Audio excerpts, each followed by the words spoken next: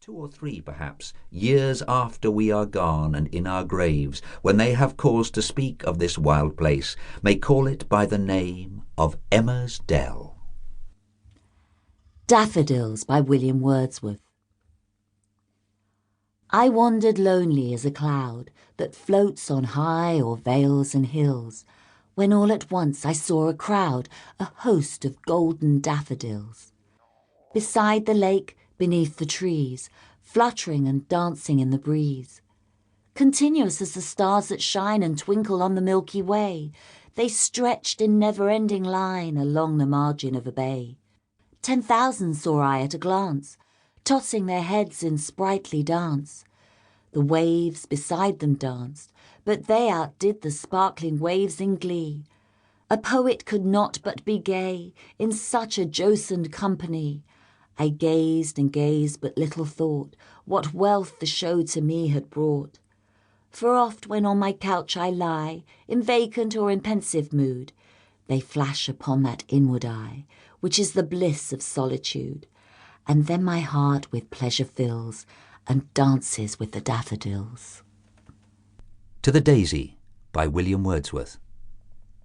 In youth from rock to rock I went, from hill to hill, in discontent, of pleasure high and turbulent, most pleased when most uneasy. But now my own delights I make, thirst at every rill can slake, and gladly nature's love partake of thee, sweet Daisy. Thee winter and the garland wears that thinly decks his few grey hairs. Spring parts the clouds with softest airs that she may sun thee. Whole summer fields are thine by right, and autumn, melancholy white, doth in thy crimson head delight when rains are on thee. In shoals and bands, a morris train, thou greet'st the traveller in the lane, pleased at his greeting thee again, yet nothing daunted nor grieved if thou be set at naught. And oft alone in nooks remote we meet thee, like a pleasant thought when such are wanted. Be violets in their secret muse the flowers the wanton zephyrs choose, proud be the rose with rains and dew her head impearling. Thou liv'st with less ambitious aim, yet hast not gone without thy fame. Thou art indeed by many acclaim the poet's darling. If to a rock from rain he fly, or some bright day of April sky, imprisoned by hot sunshine lie near the green holly, and wearily at length should fare, he need but look about, and there thou art, a friend at hand, to care his melancholy.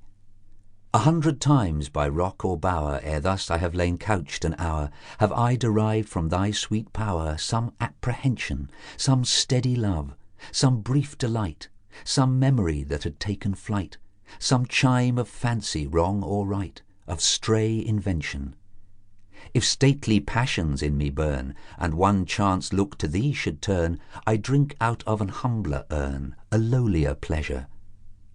The homely sympathy that heeds the common life our nature breeds, a wisdom fitted to the needs of hearts at leisure.